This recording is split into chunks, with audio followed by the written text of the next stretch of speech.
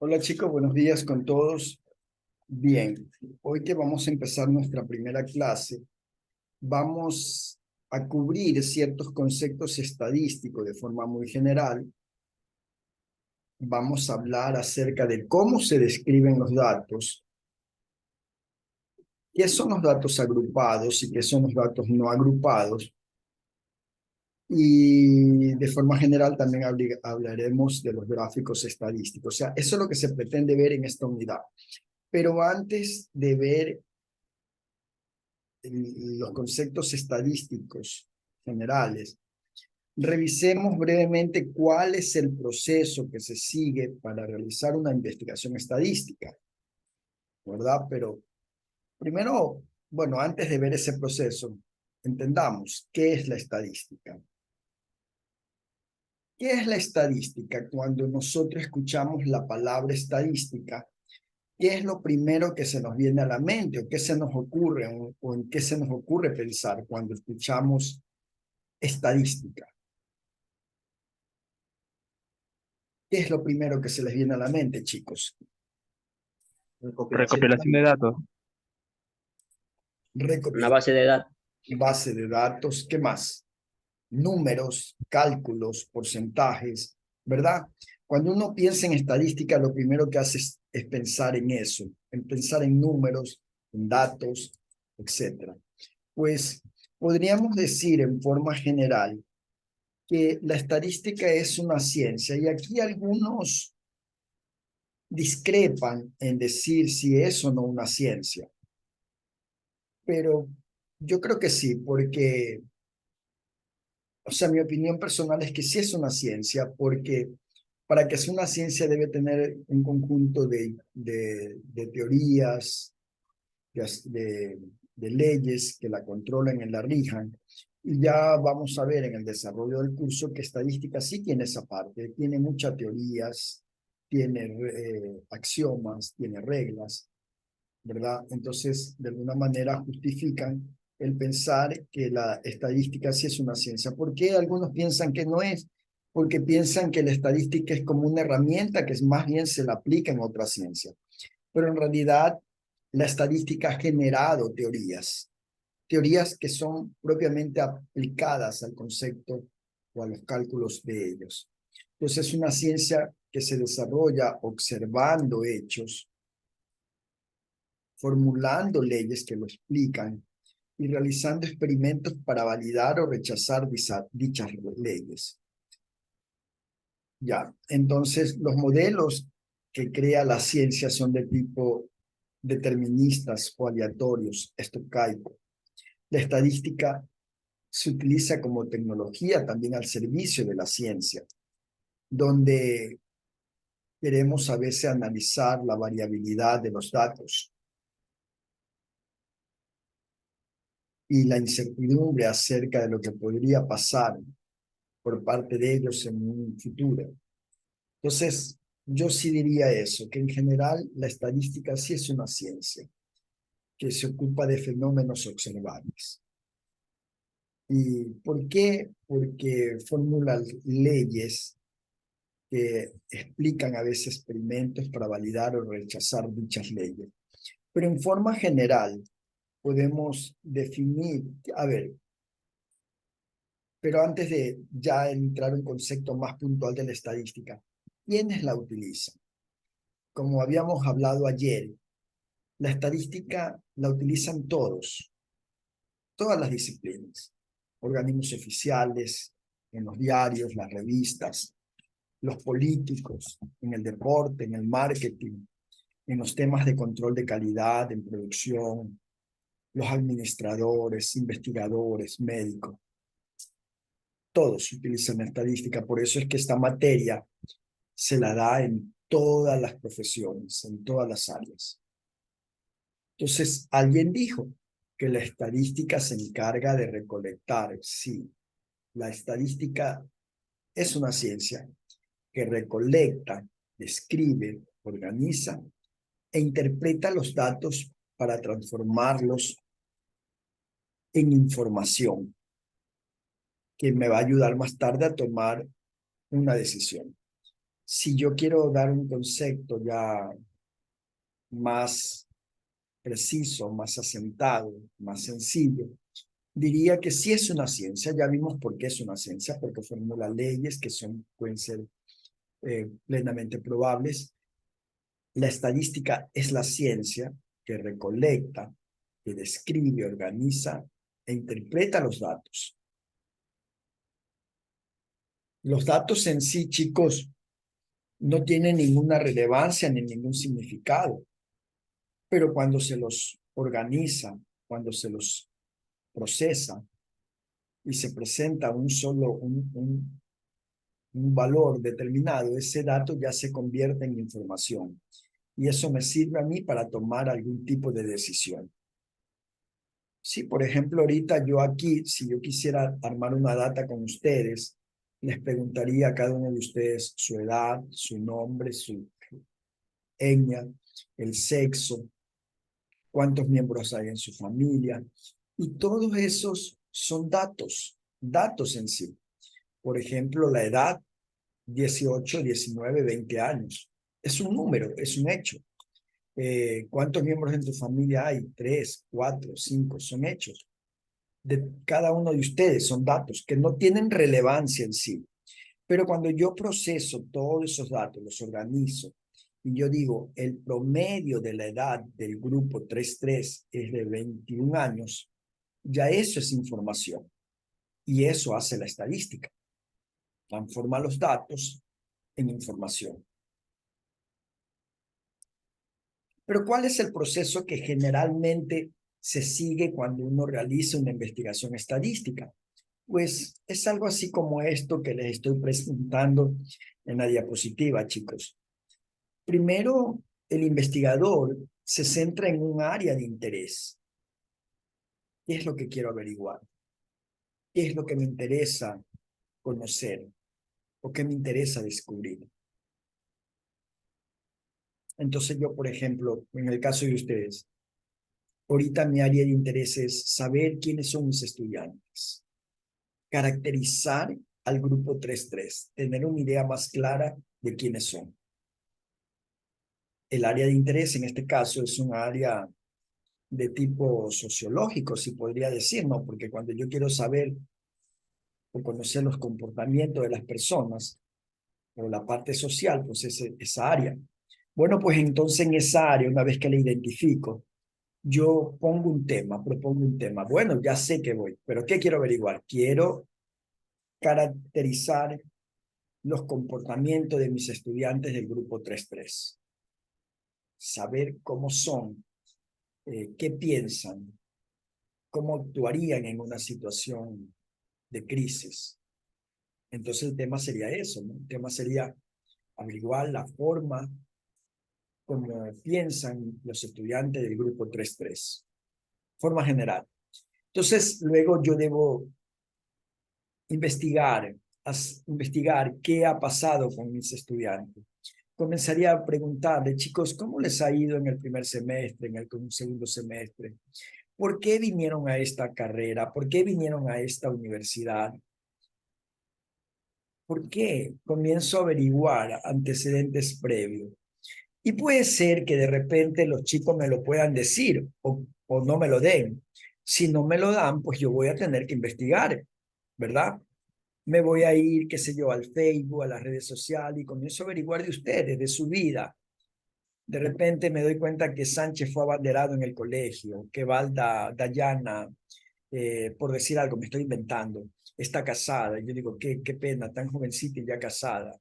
Y de paso tiene 5 niños, qué pena. Estoy inventándome, no es verdad. Pero así, comienzo a investigar, ¿no? Comienzo a investigar, levanto información. Hay diferentes fuentes donde yo puedo recopilar esa información. Pueden ser las redes sociales, o por qué no, pues de repente alguien hizo alguna investigación sobre el comportamiento de los estudiantes y hay un artículo publicado, hay un libro hecho sobre eso.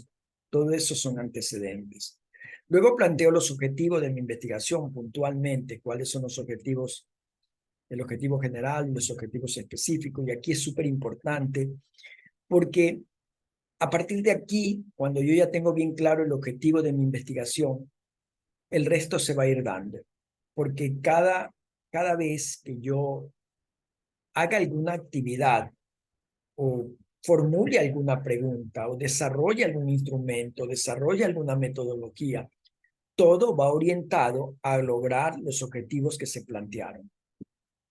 Si los objetivos en una investigación estadística no están bien planteados, el trabajo que se haga posteriormente no va a estar muy bien. Entonces, luego de que ya me planteo los objetivos, me planteo las preguntas de investigación, posibles hipótesis. En estadística 1, ustedes pueden, no vamos a ver cómo se prueban esas hipótesis, eso lo va a ver usted en estadística 2. En estadística 1 no lo hacemos, pero sí se plantean las hipótesis. ¿Qué es una hipótesis? Una hipótesis es un supuesto que yo puedo plantearme acerca de una variable o de algún fenómeno. Supongo que ocurre tal cosa. Luego debo identificar cuál va a ser mi unidad de análisis. La unidad de análisis es la persona, el objeto, la cosa, la institución que me va a proporcionar los datos. Una unidad de análisis, chicos, puede ser una cosa, puede ser un animal, puede ser una persona, puede ser una organización. Y luego yo digo, bueno, esta unidad de análisis pertenece a una sociedad, pertenece a un grupo, pertenece a una población, pertenece a una comunidad. Saber cuál es esa población. ¿Por qué? Porque lo más probable que en los estudios estadísticos yo no trabaje con toda la población, solamente voy a trabajar con una muestra. Y luego, chicos, que ya tengo esto bien claro, defino mis variables.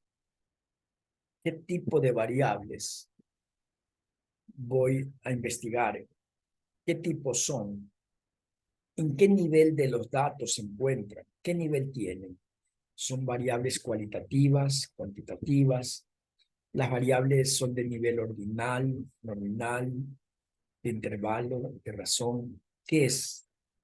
¿Qué nivel y qué tipo de variables? Eso lo vamos a explicar más adelante para que sepan exactamente cuántas variables hay y cuáles son los niveles en que un dato puede estar en cada una de esas variables.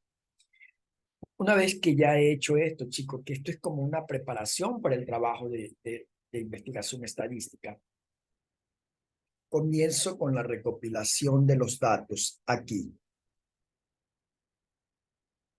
En esta parte, ¿cómo voy a recopilar los datos? Entonces yo aquí, para recopilar los datos, ya tengo que haber desarrollado un cuestionario, tengo que haber armado tal vez un protocolo para hacer una entrevista, tengo que haber armado tal vez el protocolo de investigación, saber cómo voy a recopilar los datos, cómo lo voy a hacer, si lo voy a hacer con un cuestionario, y si ese cuestionario, ¿cómo lo voy a hacer? ¿Lo voy a aplicar directamente? ¿Lo voy a mandar por internet? ¿Cómo? Todo eso ya tiene que estar listo. Eso es lo que se conoce como la preparación del protocolo de investigación. Ya lo tienen que tener listo. Ahora aplico el instrumento y recopilo los datos. Comienzo, aplico el cuestionario, hago las encuestas, luego esas encuestas cojo y la pongo en un dispositivo, en una base de datos, en un Excel, un SPSS, un Oracle, lo que sea. Y el programa debe organizármelas, debe procesármelas y resumírmelas. Y luego yo comienzo a generar tablas, gráficos, las medidas numéricas, y eso es estadística descriptiva. Hasta allí llegamos en este semestre, hasta hacer esto. Recopilamos, hacemos todo el proceso, por eso en el proyecto usted va a hacer todo esto, recopila los datos, lo vamos a organizar y resumirlo, presentarlo en forma de tablas, de gráficos, de medidas numéricas que pueden ser medidas de tendencia central, de dispersión u otras medidas de ubicación como los cuartiles y los deciles. Y ahí termina. la estadística descriptiva. Hasta ahí termina. O sea, hacer una investigación de estadística descriptiva es sencillo. Lo único que nos demoramos es en recopilar los datos. Porque organizarlo, resumirlo, procesarlo, eso lo hace el Excel. Yo solo pongo las instrucciones, las fórmulas, y el Excel se encargará de procesarlo y resumirlo. Ok. Entonces, ya en la otra fase hay una segunda fase donde yo interpreto estos resultados o los datos que tengo. Y digo, bueno, ¿investigué los datos de toda la población o solo fue una parte de la población, una muestra? ¿Por qué me planteo eso? Me planteo eso porque dependiendo de mi cuestionamiento, de mi respuesta, concluyo o tengo que hacer un trabajo adicional. Si los datos lo tomé de una población, ya puedo concluir. Con la estadística descriptiva termino. Lo que me arrojó la estadística descriptiva describe lo que está pasando en la población. Pero si no es una población, sino que se trata de una muestra, no puedo concluir. No lo puedo hacer. ¿Por qué no? Porque no es toda la población, solo cogí una parte de la población, una muestra. Entonces aquí viene ya la estadística inferencial, lo que usted va a aprender en estadística 2. Va a tratar de inferir, aplicar diferentes estadísticos, diferentes pruebas para demostrar que lo que obtuvo en la muestra es lo que pasa en la población o es lo que ocurre en la población. Lógico que nunca vamos a coincidir en un 100% los resultados que me arroja la muestra con respecto a la población. Siempre va a haber un margen de error, una probabilidad de error. Y eso se lo considera, por eso, como una probabilidad. Cuando yo saque los resultados de la inferencia estadística, yo siempre tengo que decir, estos resultados son con un nivel de probabilidad tanto, porque nunca voy a tener la certeza de que los resultados de la muestra coincidan en un 100% con lo de la población. No, siempre se manejan probabilidades. Y bueno, ya con todo esto, que ya hice la inferencia estadística, tengo las conclusiones, tengo la información. Entonces vemos cómo la estadística convirtió los datos en información. ¿Se dan cuenta? En este gráfico se resume todo lo que acabé de explicar, donde se puede apreciar claramente que en el proceso estadístico los datos se convirtieron en información. Y aquí es donde yo también en este procesamiento debo tomar en cuenta hasta dónde llego, hasta describir los datos o hasta inferirlos. Los infiero cuando se trata de una muestra. Y lo describo totalmente si se tratan de una población. Ya no tengo que hacer nada más. ¿Alguna pregunta hasta aquí, chicos? No, profesor. Está claro entonces el gráfico, ¿verdad? Y lo que hemos venido hablando. Ingeniero, habló Sí, algo sobre probabilidad. Eso es aparte, vamos a ver sobre eso también. claro que sí, hijo. Es justo eso yo ayer hablé. Okay. Y muy buena tu pregunta. ¿Quién me hizo la pregunta? Briones, ¿no? Sí, Briones. Sí, muy bien. Sí vamos a ver probabilidad y lo vamos a ver en el segundo parcial. Ahí vamos a ver las diferentes enfoques de la probabilidad, que hay un enfoque clásico, subjetivo y empírico, y que hay dos grandes grupos de distribuciones de probabilidad, la discreta y la continua, y en cada grupo hay familias que se aplican. ¿Por qué tenemos que saber todo esto? Porque en el mundo normal y los fenómenos naturales nunca tienen un solo tipo de distribución, se pueden comportar de diferentes formas. Entonces, para eso me sirve entender los diferentes tipos de distribuciones de probabilidad, porque dependiendo de la naturaleza y del problema, tendré que aplicar una forma. Pero sí, hijo, eso lo vamos a ver en el segundo semestre. Perdón, en el segundo parcial. Bueno, ya chicos. Bueno, chicos, como ustedes se pudieron dar cuenta, la estadística es súper interesante porque me convierte datos en información, pero esta información puede ser bien usada o mal utilizada. Y allí es donde juega un rol importante la moral y la ética de los procesos estadísticos. La ética está relacionada con el estudio fundamentado en los valores morales que guían el comportamiento humano en la sociedad, mientras que la moral son costumbres, normas, tabúes, convenios establecidos por la sociedad. Si yo tengo una información, mi ética me dice que la tengo que mostrar como es. No tengo que maquillar nada. No tengo que maquillar indicadores, tengo que mostrar lo que está resultando de esta investigación. La ética profesional es hacer las cosas correctas. La moral juega tus costumbres, tu parte religiosa, lo que la sociedad te ha enseñado, la diferenciación entre lo bueno y lo malo. Ahora, esta información, ¿cómo la voy a usar? ¿Para sacar un provecho personal? ¿Para perjudicar a alguien? ¿O solamente como algo informativo? Y ahí es donde juega la parte moral, el enfoque que yo le doy a esta información.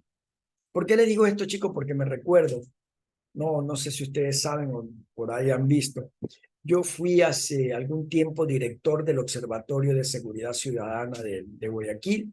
Manejaba mucho la información estadística delictiva de la ciudad. Y me acuerdo que a veces me hacían entrevistas a los medios y una vez fue el Universo y yo le puse un dato que me daba la información estadística, le hablé de los temas de los homicidios en Guayaquil, le expliqué que casi el 75% de los muertos eran personas que tenían antecedentes penales, es decir, que se trataban de ajustes de cuenta. Fíjense, chicos, le estoy hablando del 2010. Ya sabíamos que el principal problema de la inseguridad ciudadana de Guayaquil y del Ecuador estaba en las cárceles. Porque yo en esa época yo dije eso, yo hice ese estudio y les mostraba. Y les dije que los asesinatos igual habían bajado, que habían ocurrido, por decir algo, en un mes 42, en el segundo 38 y el último mes 35. ¿Saben qué hizo el Universo?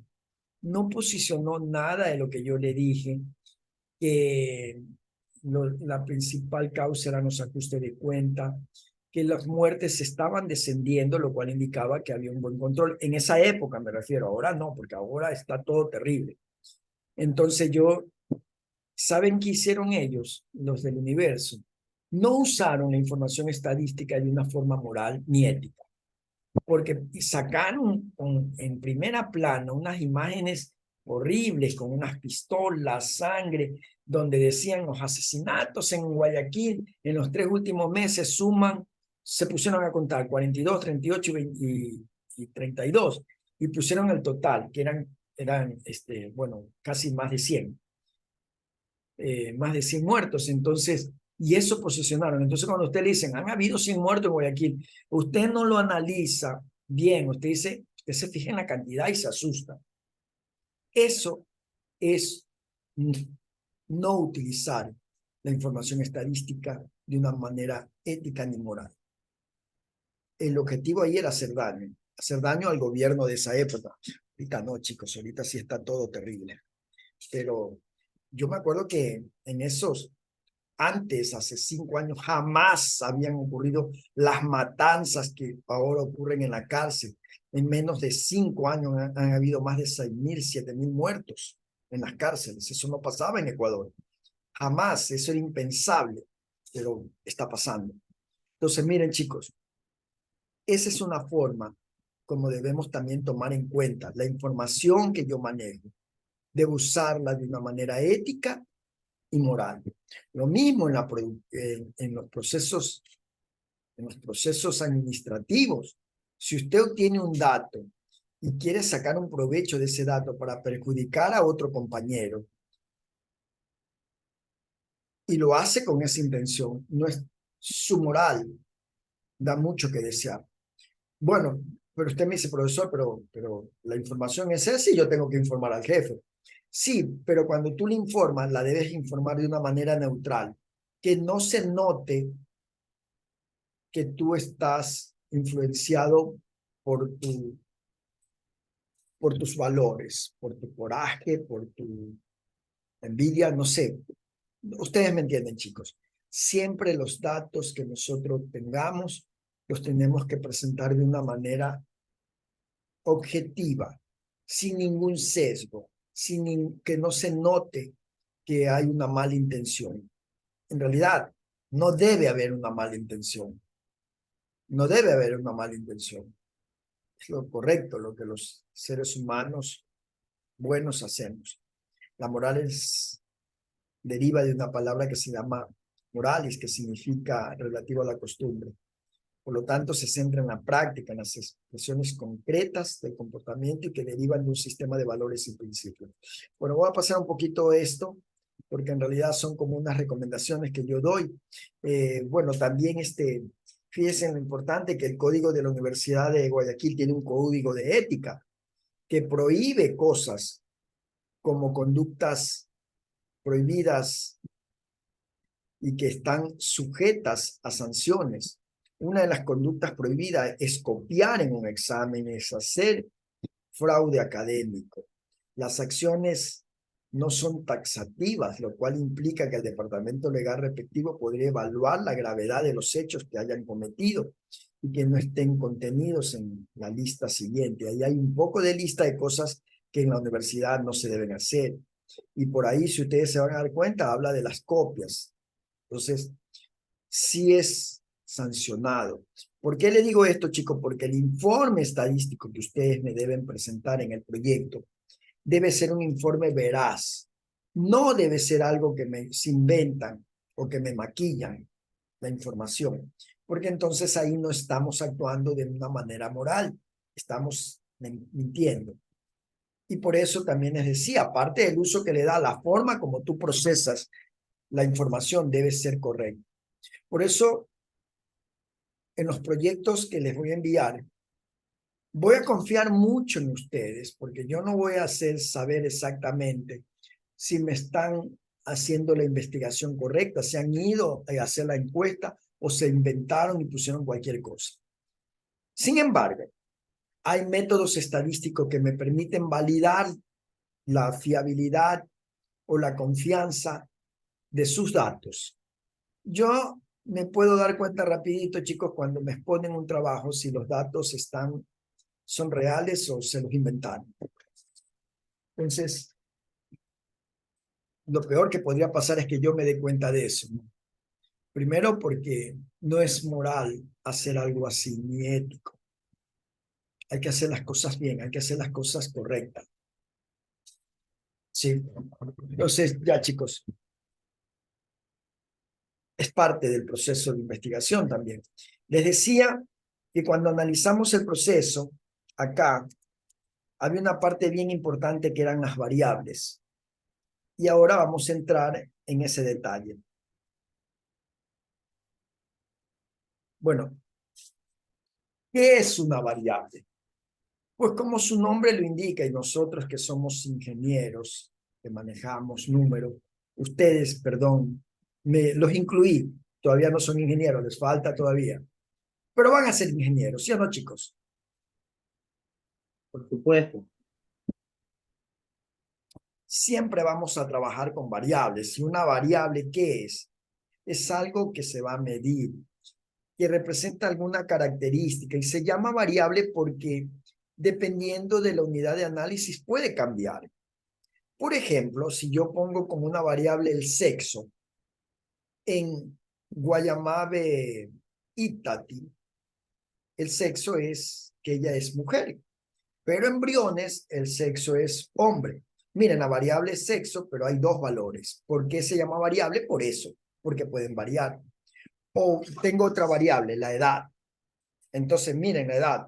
Embriones puede ser la edad 19 años, pero en Sánchez puede ser 20, 21. O en Itati puede ser 17, por decir algo. O en Estefanía 18. Entonces, es una variable. Una variable es una característica de la unidad de análisis que puede tener diferentes valores. ¿Quiénes van a ser medidos? Cualquier cosa, sujetos, objetos. La unidad de análisis de una población o de una muestra. Entonces, ya habíamos hablado de lo que era la población y lo que era la muestra. Entonces, la población, personas que trabajan en una comunidad, por ejemplo, la muestra 60 trabajadores. Entonces, ese es un ejemplo de una población o una muestra. Las variables en la población son las mismas que las muestras. Pregunto. Las variables que hay en una población deben ser las mismas variables que hay en una muestra.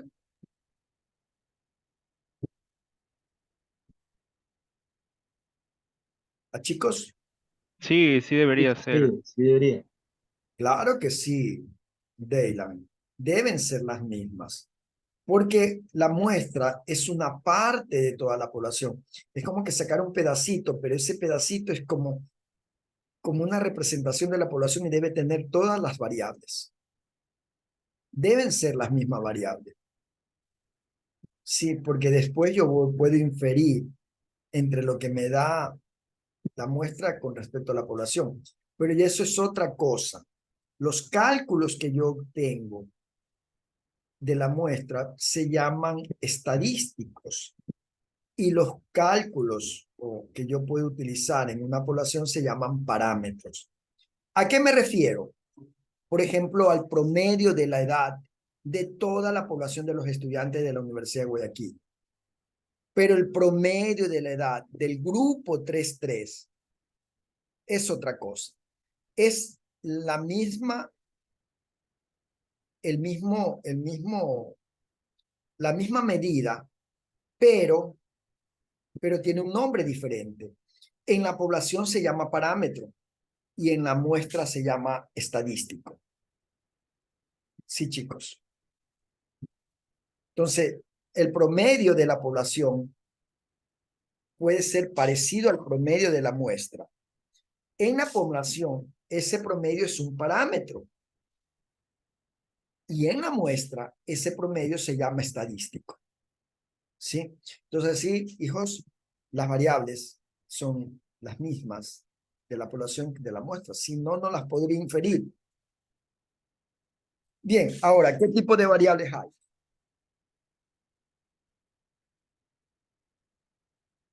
hay? Ya les había hablado que hay básicamente dos tipos de variables, las cualitativas y las cuantitativas. Cuantitativas y cualitativas. Cuanti significan números, cantidad, cantidad, número. Y quali es una cualidad. Por ejemplo, una variable cuantitativa, la edad. ¿Por qué la edad? Porque la edad tiene números, 19, 18, 20. Una variable cualitativa, ¿cuál sería? Por ejemplo, el color de ojos. Azul, negro, gris, marrón. Es una cualidad.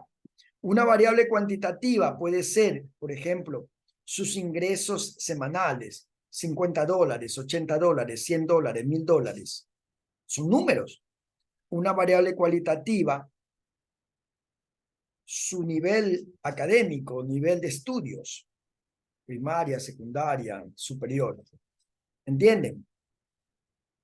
Una variable cuantitativa siempre tiene números y una variable cualitativa es una cualidad. ¿Ya? Ahora, cada variable puede tener un nivel del dato. Estos son los niveles, chicos. Hay 4 niveles. El nivel más sencillo es el nominal y luego el ordinal. Luego sigue el nivel discreto y continuo. Los niveles de los datos entonces pueden ser nominal, ordinal, discreto o continuo.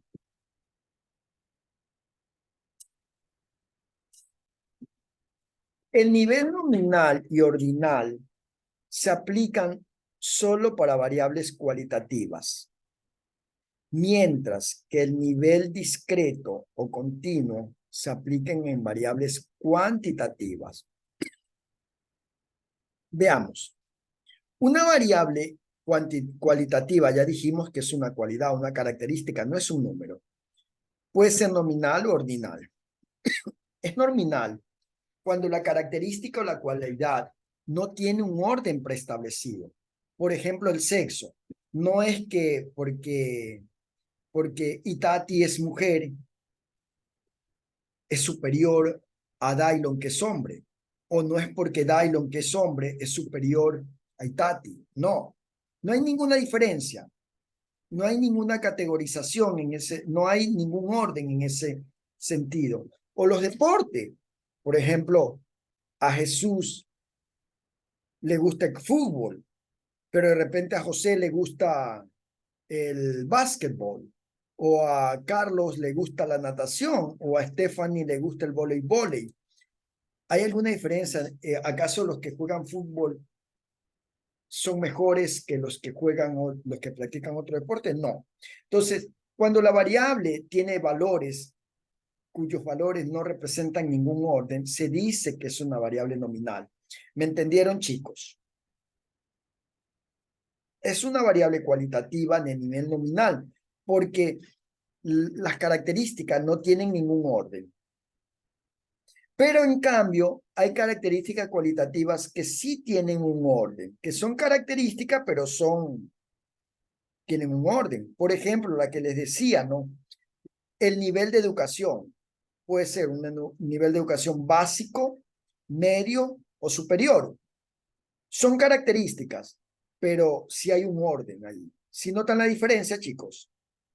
El que está en nivel superior tiene un nivel mucho más alto que el básico. O, por ejemplo, cuando ustedes evalúan a un profesor, que le dicen, evalúen a un profesor de una escala de 1 a 5, donde 5 es lo mejor y 1 es lo peor. ¿Ya? ¿Qué están haciendo allí?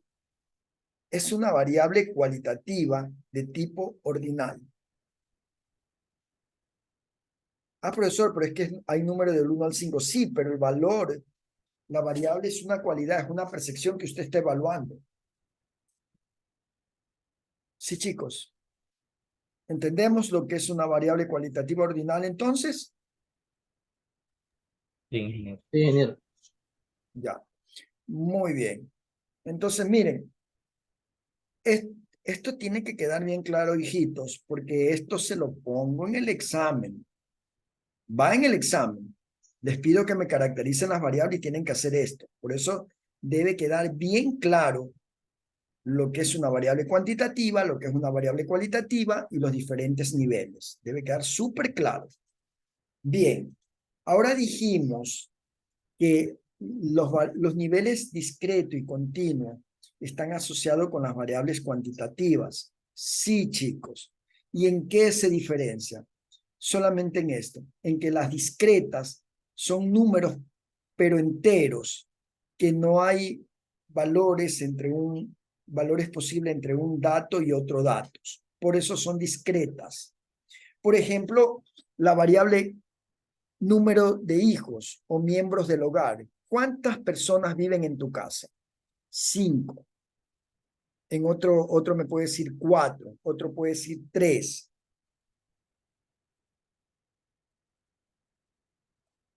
Pero no me van a decir 2,5, 2,3. Así haya un bebé de meses de nacido, ese bebé es un individuo y es una unidad.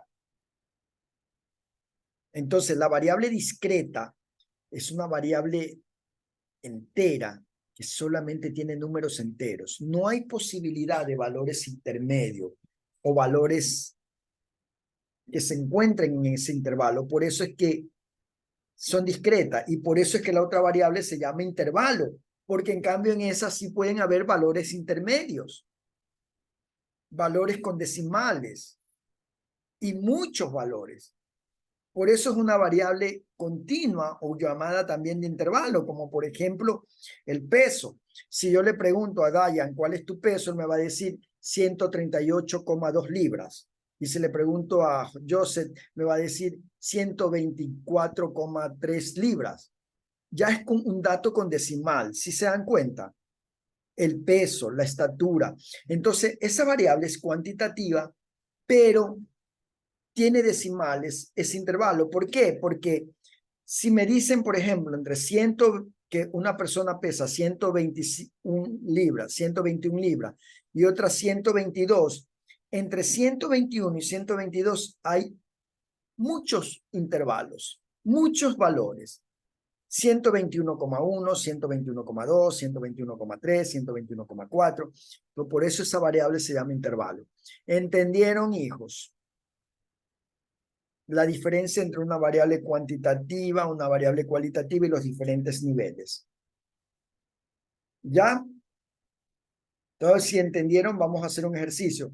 Chicos, estamos bien con la hora, ¿verdad? Tenían, Ingeniero, sí, ahorita me toca inglés.